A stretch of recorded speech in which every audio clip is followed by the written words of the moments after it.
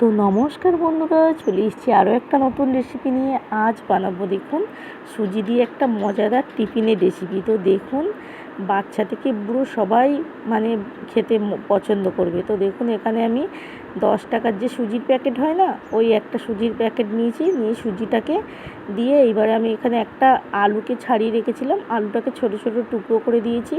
দিয়ে ভালো করে মিক্সিতে আমি ব্লেন্ড করে নেবো। আর একটু জল দিয়েছি, দিয়ে দেখুন একটা ব্যাটার রেডি করে নিয়েছি।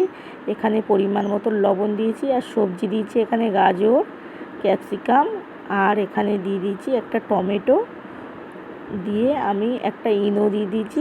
দিয়ে ইনোটা দেওয়ার পর দেখেছেন কতটা ফোমি হয়ে গেছে।